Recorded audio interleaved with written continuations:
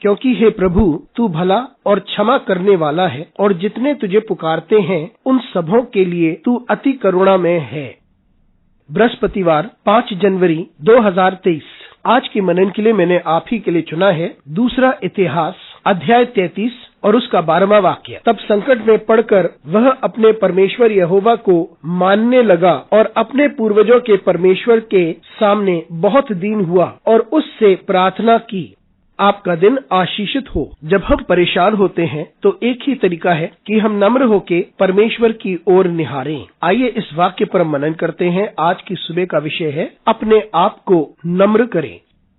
ये एक ऐसे राजा की कहानी है जिसने परमेश्वर का विरोध किया, एक ऐसे राजा की कहानी जिसने परमेश्वर को आदर नहीं दिया। लेकिन फिर एक समय आता है जब मनासे परमेश्वर की महानता को महसूस करता है और वे इस बात को समझ जाता है कि परमेश्वर का आदर होना चाहिए और इसलिए वे पश्चाताप करता है और फिर वे परमेश्वर के समीप नम्र होकर आता है, क्योंकि वे परेशान था, एक बहुत ही बुरे समय से होकर गुजर रहा था और वे एक कठिन रास्ते से होकर गुजर रहा था। तब उसे महसूस होता है इस सारी परेशानी में वे परमेश्वर के बारे में समझता है और नम्र होकर परमेश्वर के पास आता है और फिर हम जानते हैं कि परमेश्वर ने उसकी प्रार्थना सुनी और उसे आशीषित किया। परमेश्वर ने मनासे के दर्द और नम्रता को समझा। मित्रों, जब हम परेशानी से होकर गुजरते हैं, दर्द और पीड़ा से होकर गुजरते हैं, हम ऐसी परिस्थिति में किसी भी कारण की वजह से हो सकते हैं, जब हम परमेश्वर को निहारते हैं जो सर्वशक्तिमान है और सब कुछ पर प्रभुता रखता है,